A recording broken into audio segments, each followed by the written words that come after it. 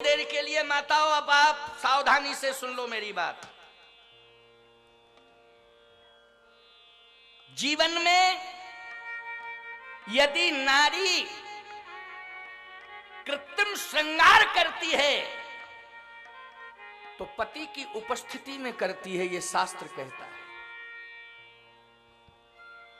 यदि कृत्रिम 16 प्रकार का श्रृंगार अगर इस देश की नारी करती है तो शास्त्र कहता है कि वो अपने पति को रिझाने के लिए करती है। इसलिए मैं कहता हूं कि यदि तुम श्रृंगार करती हो तो इस बात का ध्यान रखना कि पति की उपस्थिति होना चाहिए। पति की अनुपस्थिति में श्रृंगार करने की कोई आवश्यकता नहीं है, कोई आवश्यकता नहीं है, क्योंकि श्रृंगार समाज को रिझाने के लिए नहीं, पति को रिझाने के लिए किया जाता है। इसलिए पति की उपस्थिति अनिवार्य है। किशोरी जी ने 14 महीने तक श्रृंगार नहीं किया। ऐसी बात नहीं है कि अयोध्या से निकली तो श्रृंगार ही नहीं किया। एक बार चुन कुसुम सुहाए, निज कर भूषण राम बनाए, बोलो सीता पहिराए प्रभु, सादर बैठे फटिक शिला, अति सुंदर। श्रृंगार हुआ कि नहीं हुआ? लेकिन किसकी उपस्थिति में श्रृंगार हुआ? पति की उपस्थिति में श्रृंगार हुआ। लेकिन 14 महीने तक लंका में जब तक रही तब तक एक दिन भी श्रृंगार नहीं। कृष्ण शीस जटायक बैनी और जपत हृदय रघुपति गुणशैनी। पति यदि बाहर गया है तो भगवान से सदा प्रार्थना करती रहो कि हे प्रभु मेरा सिंदूर चमकता रहे और जहां भी मेरा पति हो उसके स्वास्थ्य की रक्षा करना और उसके जीवन की रक्षा करना, मेरे सुहाग की रक्षा करना। बोलो यही भगवान से वो प्रार्थना करती रहती है कि नहीं? जब तक पति लौट करके नहीं आ जाता है तब तक। और सत्य कहता हूं, आप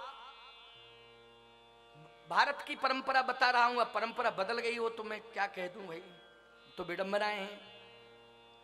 पति की अनुपस्थिति में जो नारी का तेज होता है, व्यक्तित्व होता है, वो चंद्रमा की तरह चमकता है पति की उपस्थिति में। और यदि पति दूर हो जाता है तो पति की चिंता में वो धीरे धीरे धीरे धीरे अपने जीवन को अनमनस्कता की ओर ले जाती है और सदा पति का चिंतन करते करते, चिंता युक्त चिंतन करते करते पति के आने तक का इंतजार करती रहती है। तो उसके चेहरे की कांति में ईमानदारी से बताओ अंतर दिखाई देता है कि नहीं देता है? अंतर दिखाई देता है। लेकिन सावधानी से सुनना, समझने की कोशिश करना।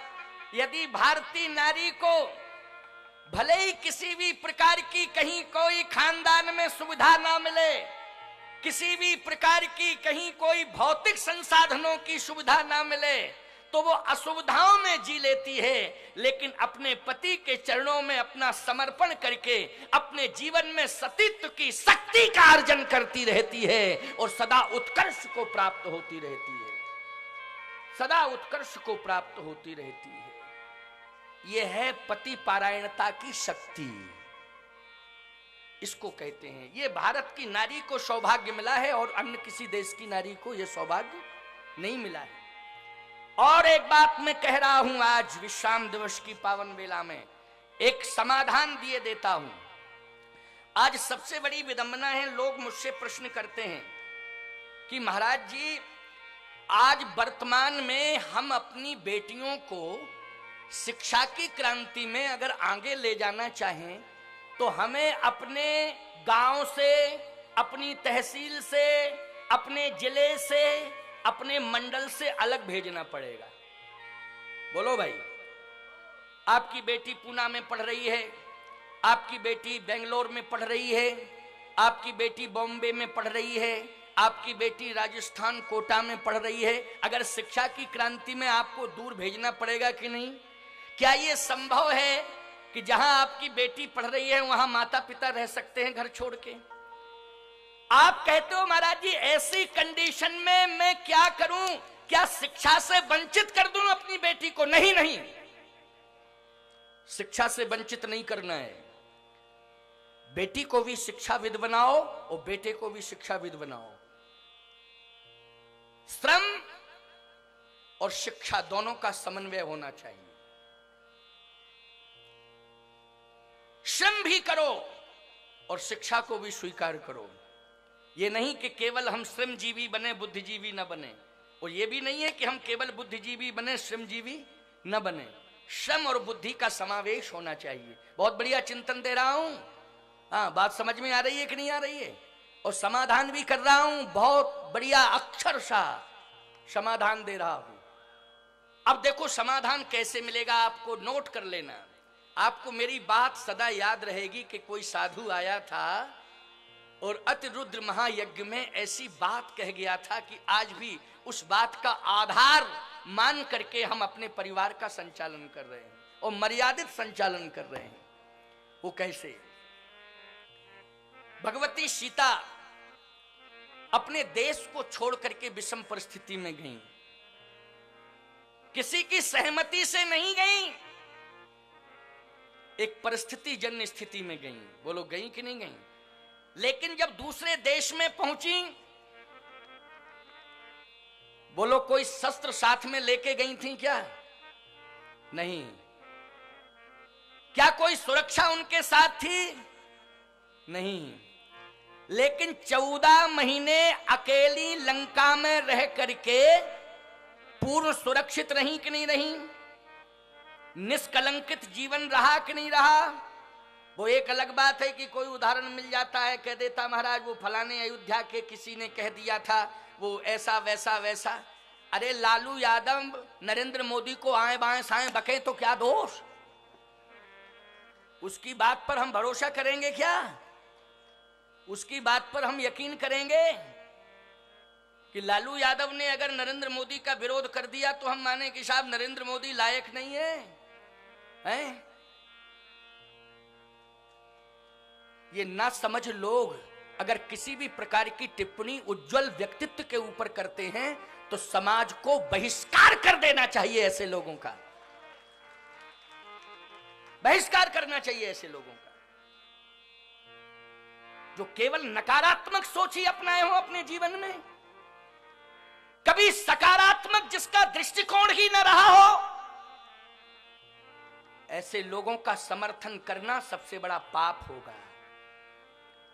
इसलिए इस तरह के लोगों की बातों पर ध्यान नहीं देना चाहिए। अगर सीता माता के व्यक्तित्व के लिए अयोध्या का कोई एक ऐसा अपरिपक्व मस्तिष्क व्यक्ति टिप्पणी कर रहा है तो प्रभु श्री राम तो कृपालु और दयालु हैं, उनके बारे में क्या कहना, उन्होंने क्या निर्णय लिया। लेकिन हम लोग उस रजक की बात पर यकीन नहीं कर सकते हैं। समझ गए हो कि नहीं? उस रजक की बात पर हम यकीन नहीं कर सकते हैं। ना हमारे विश्व की हिंदू धर्मालंबी सनातन धर्मालंबी जनता कर सकती है।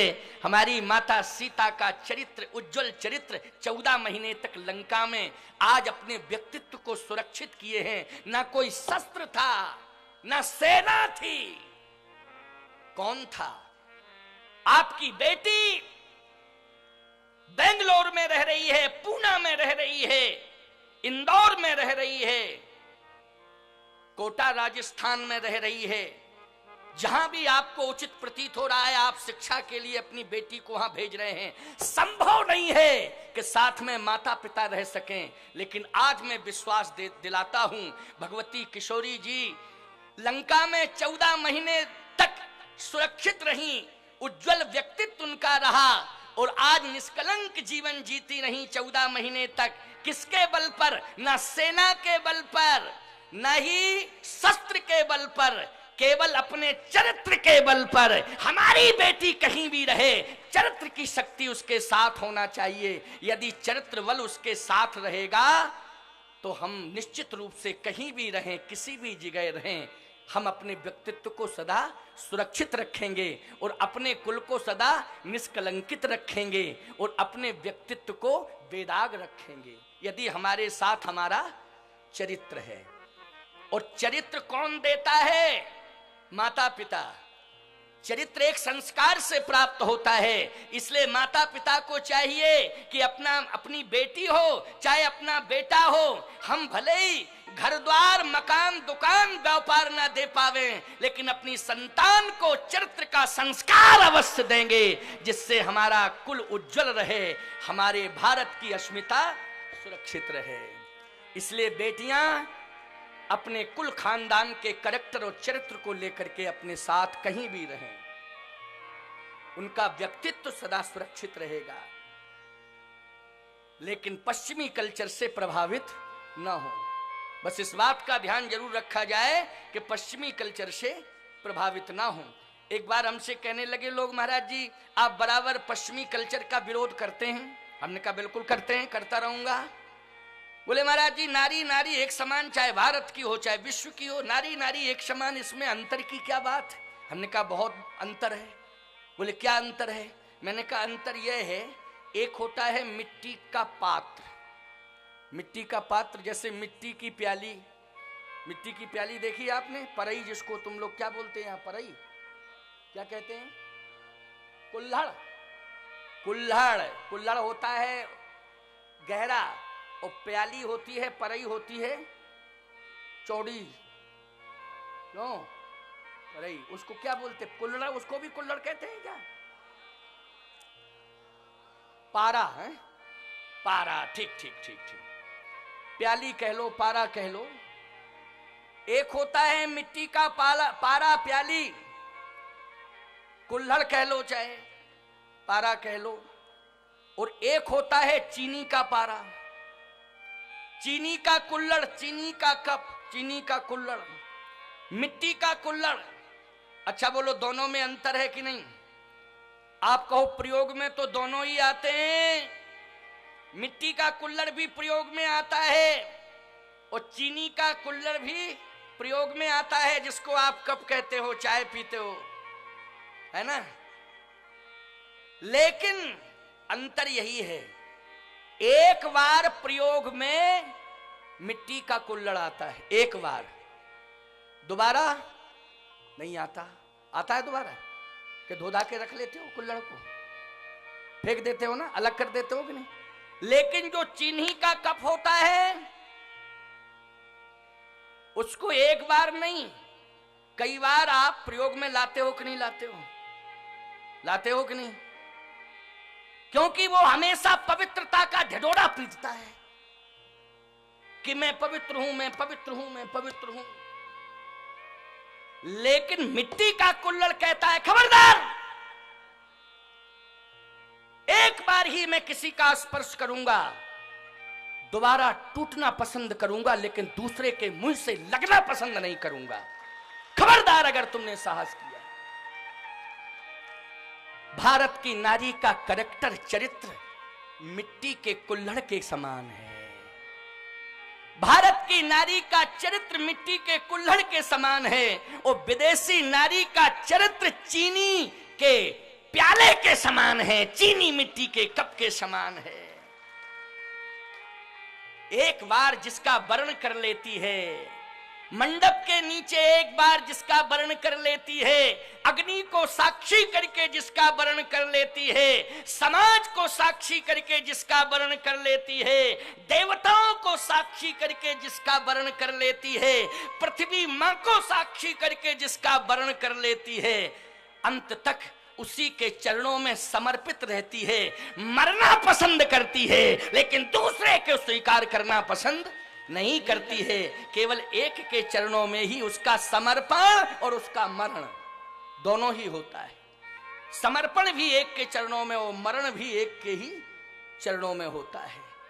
इसलिए माताओं, आज मैं इस मंच से आप सबको आशीर्वाद देता हूं कि आपकी मांग का सिंदूर सदा चमकता रहे और आपका पातिव्रत धर्म यज्ञ भगवान की कृपा से सदा सुरक्षित रहे और इस राष्ट्र को संबल देने के लिए आपका ये पातिव्रत धर्म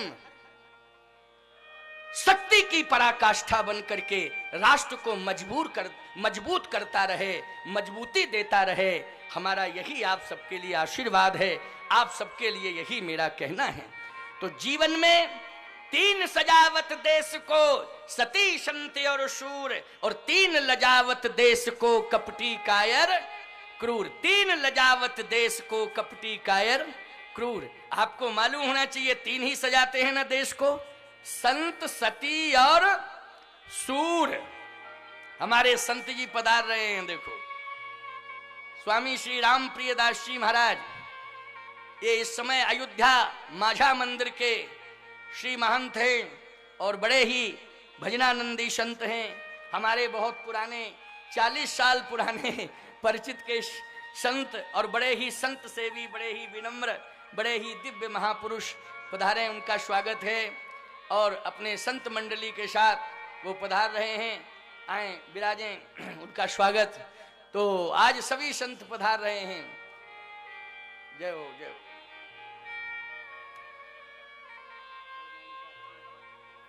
बहुत अच्छा।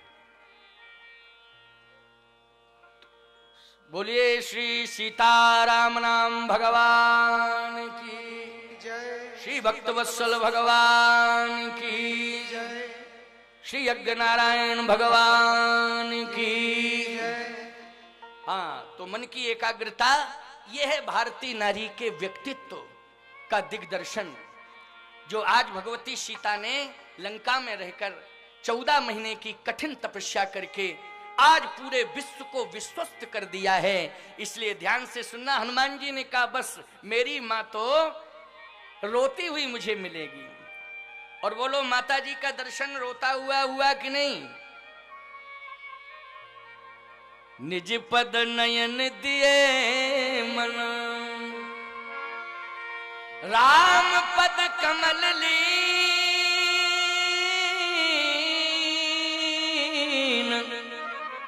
परम दुखी भा पवन सुत, देख जान की दीन। कृष्ण शीस जटाइक बैनी, जपत हृदय रघुपति गुण श्रेणी, जपत हृदय रघुपति गुण श्रेणी। बार बार नेत्रों से अविरल अश्रुधारा प्रवाहित हो रही है, प्रभु के श्री चरणारविंदों का ध्यान कर रही हैं। हनुमान जी ने दर्शन किया, प्रणाम किया, परम दुखी हो गए।